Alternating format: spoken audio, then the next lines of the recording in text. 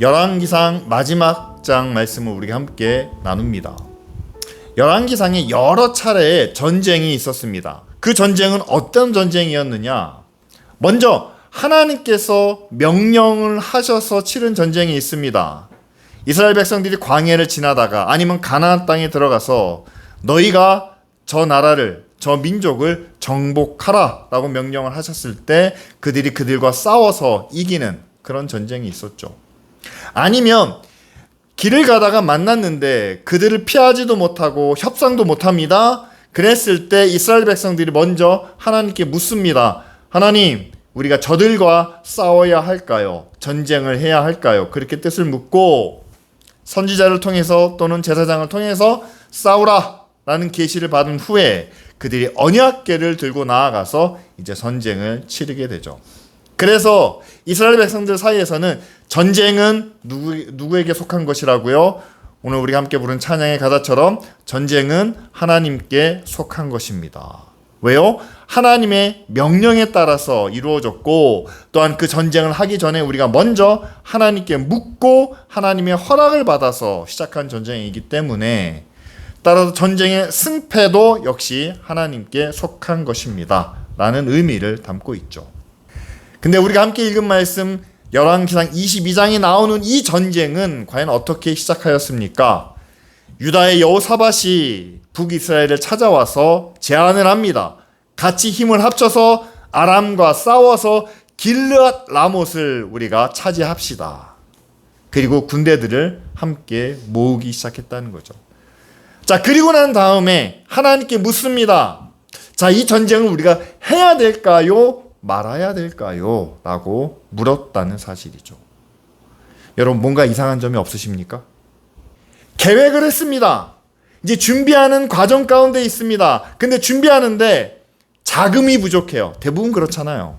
부모님에게 뭔가 손을 벌려야 됩니다. 도움이 필요합니다. 함께 해주세요 라고 이야기를 합니다. 그런데 솔직하게 내가 이렇게 계획하고 내가 이렇게 준비하는데 내가 이것을 하려고 합니다. 도와주세요 라고 하면 모를까? 그게 아니고 다 전쟁의 시작을 본인들이 준비해 놓은 후에 여호와께 묻는다는 사실이죠. 우리가 이 전쟁을 할까요? 말까요? 순서가 잘못됐다는 사실입니다. 대부분의 경우 여러분, 우리가 하나님의 뜻을 묻습니다. 하나님, 이것이 하나님께 옳은 일입니까? 아니면 잘못된 일입니까? 여러분, 우리가 하나님께 뜻을 묻기 전에 하나님께서 먼저 말씀해 주신 내용이 있지 않습니까? 성경에 말씀이 있고 또한 성경 말씀을 통해서 우리에게 세워진 어떤 기준이 있습니다. 그런데 그 기준을 통해서 우리가 분별할 수 없는 일이라면 하나님께 그 뜻을 물어도 되지만 기준에 따라서 분별하기도 전에 하나님 이걸 할까요? 말까요? 라고 묻는 이유는 어떤 이유인가요? 내가 이것을 하려고 합니다. 이걸 할 겁니다. 이걸 위해서 내가 계획했습니다. 이걸 위해서 내가 노력했습니다. 그러니까 하나님, 나 도와주셔야만 됩니다. 라고 그렇게 하나님의 뜻을 우리는 묻고 있다라는 사실이죠. 근데 이거는 엄밀히 생각하면은요, 하나님의 뜻을 묻는 게 아니잖아요. 전쟁을 준비하지 않았습니까?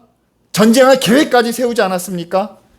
우리가 사업을 준비하지 않았습니까? 내 삶의 계획을 세우지 않았습니까? 그러면 그거에 대해서 하나님, 이것이 하나님의 뜻입니까? 아닙니까를 묻는 게 아니잖아요. 우리가 말을 똑바로 해야죠. 하나님의 뜻을 묻는 게 아니라 하나님 도와주세요 하는 거죠.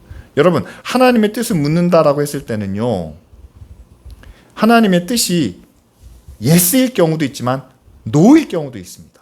내가 생각하는 것이 내 계획이 하나님의 뜻에 맞을 수도 있지만 아닐 수도 있습니다. 그러면은요, 우리는 하나님 앞에서 그런 자세를 가져야 돼요. 내가 기도했던 것이, 내가 구했던 것이 하나님의 뜻이 아니라면 우리는 어떻게 해야 됩니까? 그 하나님의 뜻을 받아들여야죠. 아, 이거는 하나님의 뜻이 아니구나. 하나님의 계획은, 하나님의 생각은 다르구나. 그렇게 자기의 뜻을 접을 수 있는 그런 믿음의 결단이 필요한데, 여러분, 대부분 어떻게 나오는지 아십니까? 목사님들도 그러세요. 기도한다는 분들도 그러세요. 뭔가 구했는데 거기에 대한 응답이 없으면 뭐라고 얘기합니까? 하나님의 뜻이 아니다라는 게 아니라 기도가 부족해서 그래요. 믿음이 약해서 그래요. 그러면서 예수님께서 비유의 말씀을 주신 것 가운데 불의한 재판관 앞에 가서 부르짖는 과부 이야기를 합니다. 재판관이 들을 때까지 부르짖는 모습을 이야기합니다. 우리가 그렇게 하나님 앞에 구해야 된다라고 이야기를 해요. 여러분, 하나님은 불의한 재판관이 아니세요. 그리고 하나님은 항상 1살, 2살, 3살, 4살 어린아이와 같은 그 자녀들만을 상대하시는 분이 아니시라는 겁니다. 신앙생활이 10년이 되고 20년이 되고 30년이 됐으면 그럼 장성한 믿음의 분량까지 하나님의 마음과 하나님의 뜻을 헤아릴 수 있는 성숙한 믿음의 자녀를 기대하고 바라고 계신다는 뜻이죠. 그렇다면 하나님께서 아니다, 그건 아니야 라고 하면서 우리의 계획을, 우리의 뜻을 막아서실 때는 우리는 그 자리에서 그 뜻을 헤아리고 돌아설 수 있는, 우리의 주장을 접을 수 있는 그런 믿음이 우리에게 필요하다라는 사실이죠. 우리가 하나님의 뜻을 묻는 기도를 종종 합니다. 그런데 하나님의 뜻을 물을 때 우리가 꼭 기억해야 되는 것은 뭐냐면요, 하나님의 뜻은 내 생각보다 큽니다. 내 지혜를 넘어서는 영역입니다. 따라서 여러분, 기도할 때 우리가 하나님께 기도하지 않습니까? 하나님이 들으시고 또한 하나님이 우리에게 응답해 주시지 않습니까? 그런데 그 하나님과 우리가 어떠한 관계에 있는지를 먼저 생각하고 마음에 두고 우리는 하나님 앞에 구하고 하나님의 뜻을 찾아야 한다는 사실이죠. 예수 그리스도의 십자가의 은혜로 구원을 받았기 때문에 우리는 가까운 친근한 아버지로만 생각을 합니다. 그러니까 그 아버지 앞에 때를 쓰는, 무조건 자기 것만을 주장하는 그런 어린아이와 같은 믿음을 가지려고 한다는 거예요. 그러나 하나님은 우리의 아버지이신 동시에 우리를 만드신 창조주이시고 또한 우리를 다스리시는, 지배하시는 주인과 왕의 모습으로 계신다는 사실입니다. 하나님은 여러 가지 호칭으로 우리가 부를 수 있어요. 아버지세요. 그런데 그 아버지가 세상의 모든 것을 다 소유하고 계시는 창조주세요. 다스리시는 왕이세요. 모든 사람들을 공평하게 심판하시는 심판자세요. 그러면 그분의 아들로서 우리는 아버지에게 받는 특권과 특혜만을 바라는 것이 아니라 아버지가 공정해야 되기 때문에, 아버지가 권위가 있기 때문에, 아버지가 의로우시기 때문에 아버지의 의를, 아버지의 공정함을 절대로 훼손시켜서는 안 되는 그런 믿음의 자녀의 모습을 갖춰야 한다는 사실이죠. 따라서 우리가 무리하게 때를 쓰면은요, 교회가 되지도 않는 일을 되겠다라고 주장하면은요, 하나님의 의와 하나님의 공평성이 훼손될 수밖에 없다는 사실이죠. 그리고 똑같은 명령을 세상을 향해서 주셨는데 우리는 안 해요. 아들이니까 안 해도 돼. 하나님이 우리를 사랑하시니까 우리는 안 지켜도 돼. 그러면 하나님의 말씀이, 하나님의 명령이 세상 사람들 눈에 어떻게 보이겠습니까? 그리고 하나님의 뜻이 성경 가운데 의와 거룩과 사랑과 선함이다 라고 나타냈는데 우리는 그렇게 안 살아도 돼. 우리는 안 살아도, 그렇게 행함이 없어도 우리는 구원받아. 왜? 우리는 믿으니까 라고 한다면 교회 밖에 있는 사람들이 하나님의 뜻에 대하여 존경하겠습니까? 존중하겠습니까? 그렇지 않다는 사실이죠. 저는 하나님을 우리의 아버지다 라고 믿고 따르지만, 그러나 우리가 살아가는 데 있어서, 우리가 행동하는 데 있어서, 특별히 안 믿는 사람들과의 어떤 삶 속에서는 하나님을 아버지인 동시에 우리의 주인으로, 우리의 통치자로, 또한 우리의 심판자로 여기며 살아야 된다라고 저는 믿습니다. 그래야지만 하나님과의 소통이 이루어진다는 거예요. 생각해 보세요. 회사 사장님인데 사원으로 자녀가 들어왔습니다.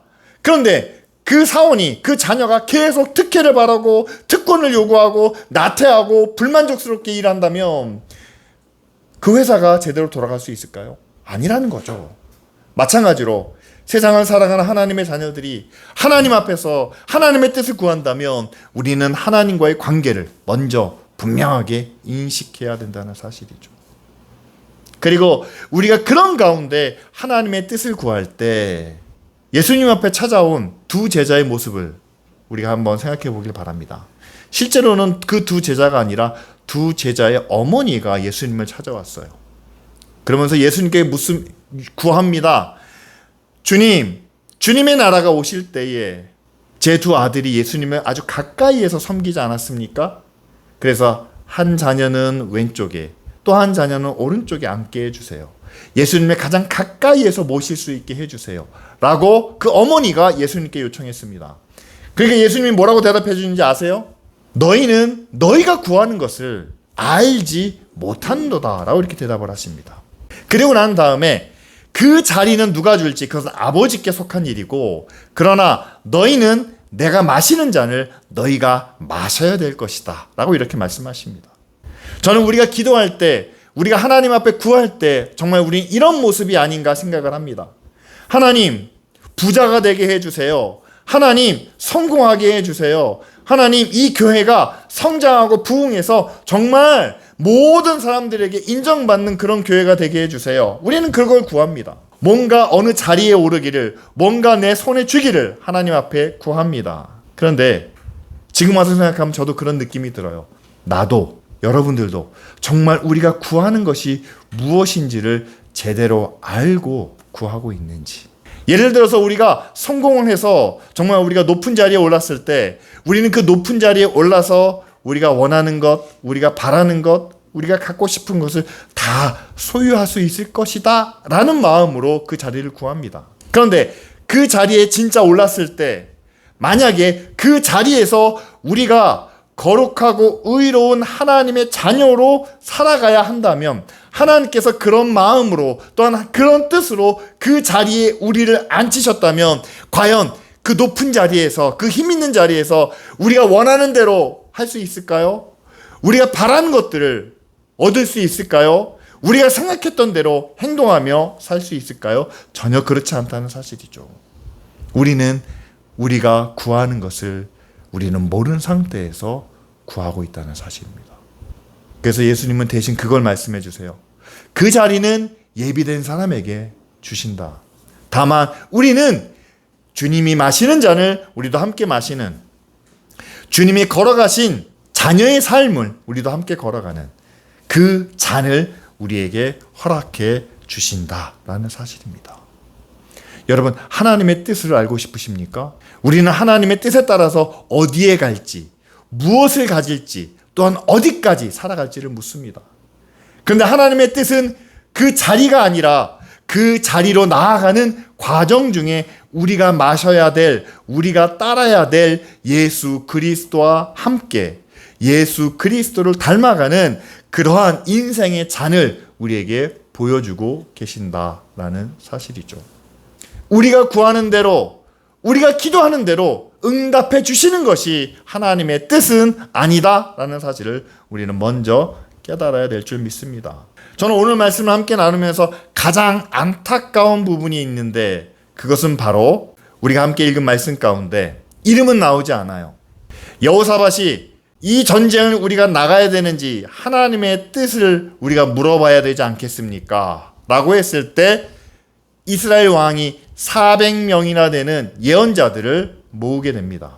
그들이 모인 상태에서 묻습니다. 어떻게 해야 될까? 그러니까 그 400명의 대표가 나와서 이야기합니다. 올라가소서. 하나님께서 저들을 왕의 손에 붙이실 겁니다. 왕은 승리하실 겁니다. 라고 대답했다는 사실이죠. 저는 크게 두 가지를 봅니다. 어떻게 400명이 그렇게 한 번에 한 가지 결론을 내릴 수 있었을까? 또 한 가지는 우리는 이미 그 결과를 알고 있습니다. 그게 하나님의 뜻이 아니었어요. 예화로 나오는 것처럼 하나님께서 거짓의 영을 통해서 모든 선지자들을 속이는 일을 하게 됩니다.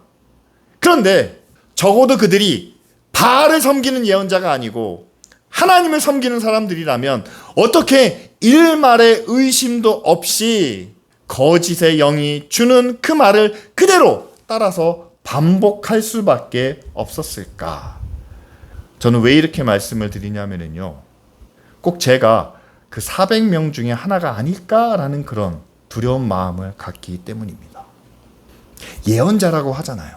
아합 시대에 바알에게 무릎 꿇지 않은 7,000명을 남겨두셨다라고 엘리야에게 말씀하셨습니다. 그들 중에 몇 명일 수 있어요.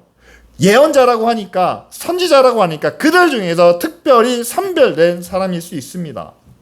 그리고 그들은 왕 앞에 나와서 하나님의 뜻이 이렇습니다 라고 말할 만한 자격과 조건을 갖춘 사람들입니다. 그런데 어떻게 그 사람들이 왕이 묻는 질문에 한결같이 올라가소서 라고 대답을 했을까?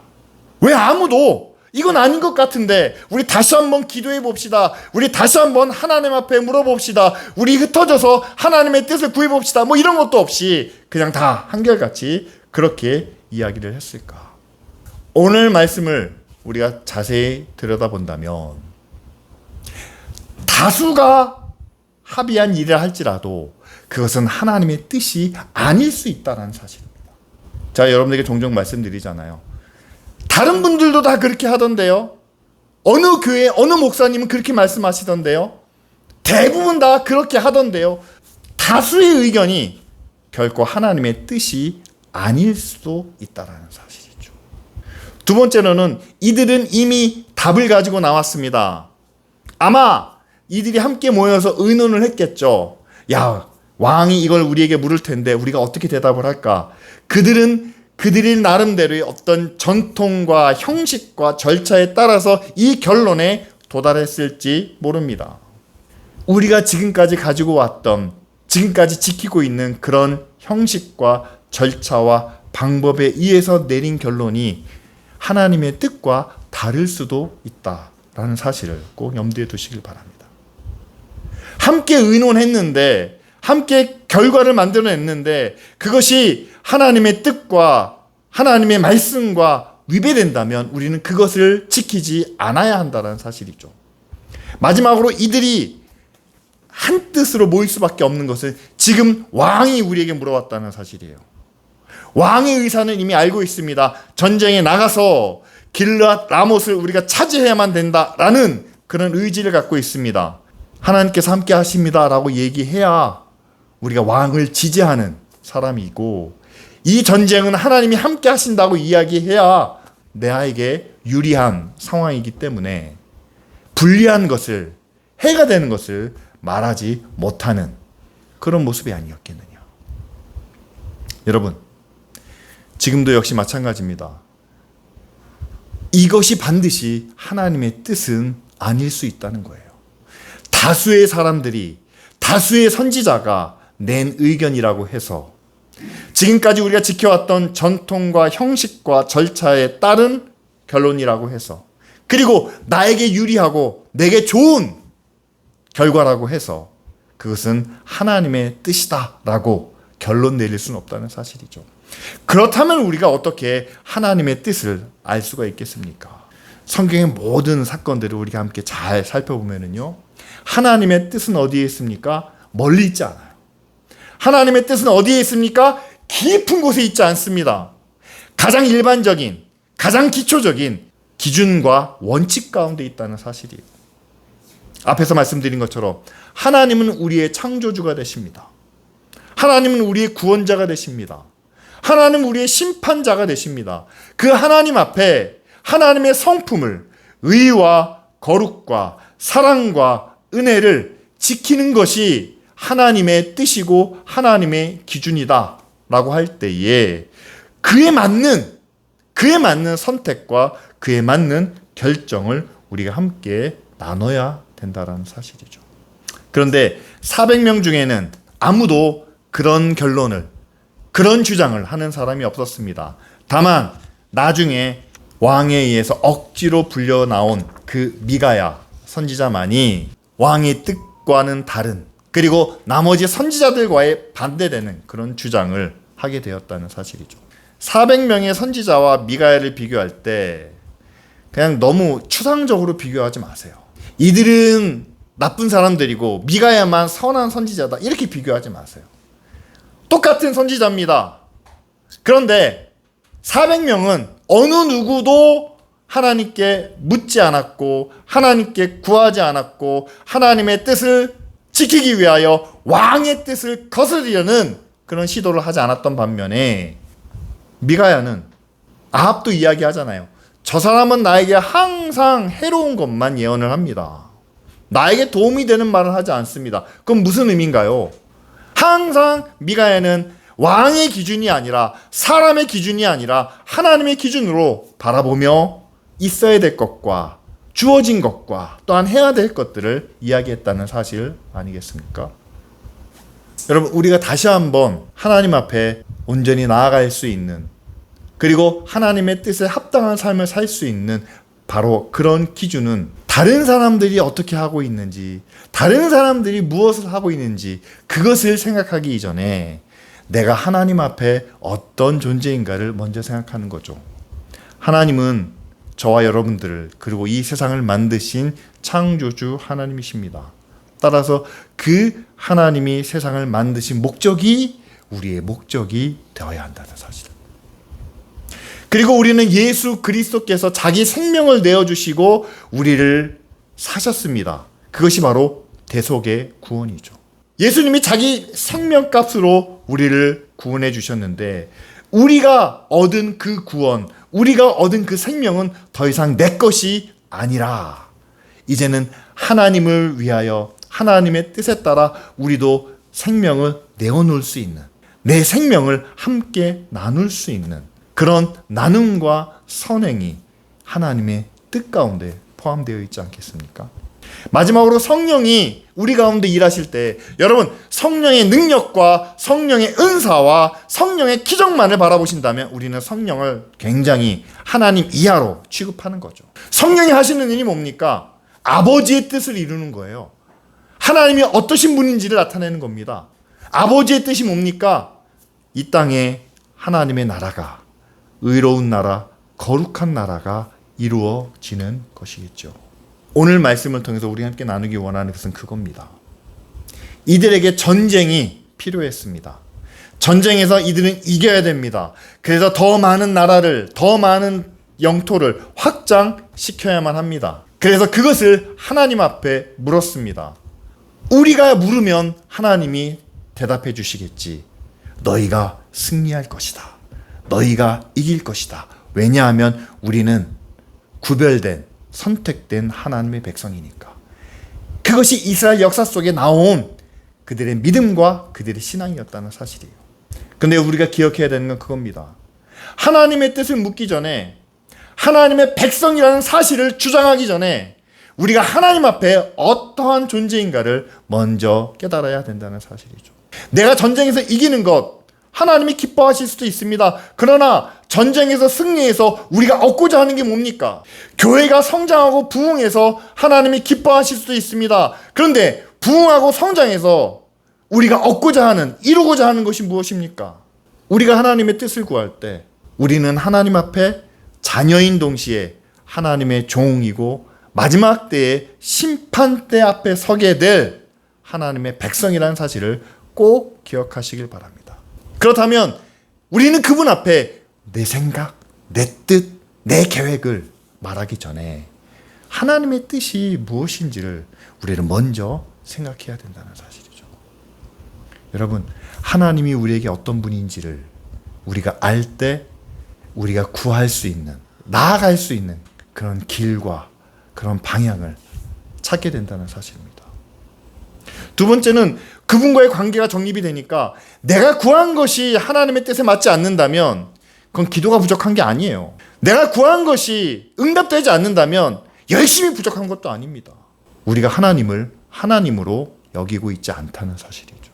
그리고 우리는 내 생각대로만 구합니다. 그런데 하나님은 내가 구하는 것이 장차 나에게 무엇으로 나타나게 될지, 어떻게 이루어질지를 아시고, 두 제자가 하나님 앞에 좋은 자리를 구했지만 그들에게 그 자리를 주시지 않고 나와 함께 마셔야 될 잔을 허락해 주신 것처럼, 여러분, 우리가 구하는 대로 하나님은 주시지 않습니다. 우리의 자리를 하나님께서 허락하시지 않습니다. 대신 우리가 마셔야 될 잔을, 예수 그리스도와 함께 나아가야 되고 그분을 닮아가야 되는 그 잔을 우리에게 허락해 주신다는 사실이죠. 마지막으로 우리가 하나님 앞에 구했을 때 그 구한 것이 우리에게 응답된다면 우리는 그 기도가 응답되었다라고 하면서 이제 그것이 하나의 마침표로 여겨지게 된다는 사실이죠. 그러나 그렇지 않습니다. 성경의 많은 이야기들을 보십시오.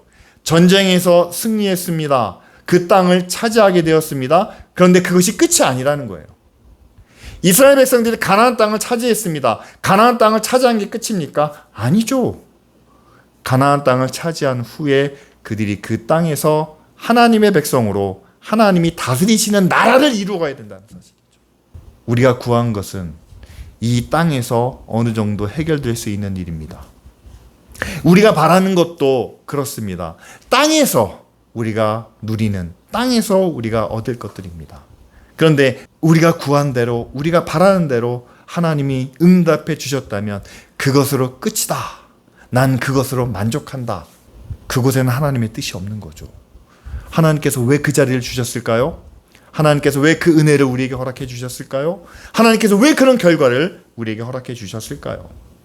우리에게 허락해 주신 그 자리에서 하나님의 나라가 이루어지고 하나님의 영광이 나타나고 주변 많은 사람들에게 하나님이 살아계신 것을 증거해야 되지 않겠습니까? 많은 분들이 우리나라 대한민국의 경제 성장을 놀라운 결과로 이야기합니다. 한국교회의 성장도 얼마나 뜨겁게 기도했는지, 얼마나 열심히 하나님을 섬겼는지 그 열매와 그 결과로 이야기를 합니다. 그런데 결과로만 이야기를 했어요. 이스라엘 백성들이 가나안 땅을 차지한 것처럼 그 하나의 결과로만 받아들였습니다. 그 차지한 땅에서 하나님의 나라가 세워진 지 불과 몇십 년 만에 그들이 둘로 나뉘어지고 결국 짧은 역사 속에 그들이 멸망과 심판을 경험하게 됐다는 사실을 우리는 기억해야 되겠죠. 한국교회의 부흥과 이 나라의 경제 성장을 우리가 결과로만 받아들여서는 안 된다는 사실이죠. 이렇게 잘 살게 되었으면 하나님께서 왜 이런 풍요와 이런 부를 우리에게 허락해 주셨을까? 이것을 통해서 어떻게 하나님의 의를, 하나님의 사랑을 나타낼 수 있을까? 우리는 그 하나님의 뜻을 헤아려야 될 줄 믿습니다. 교회가 성장했습니다. 교회가 부흥했습니다. 믿는 사람들이 너무 많습니다. 감사하다. 이제 우리가 할 일은 다 했구나 라가 아니라 이렇게 많은 믿는 사람들이 하나님의 살아계심을, 예수 그리스도의 십자가의 은혜를 믿지 않는 사람들에게 어떻게 나타낼 수 있을까? 무엇으로 하나님이 함께 하시는 교회라고 우리가 증명할 수 있을까? 새로운 믿음의 출발점으로 삼아야 한다는 사실이죠.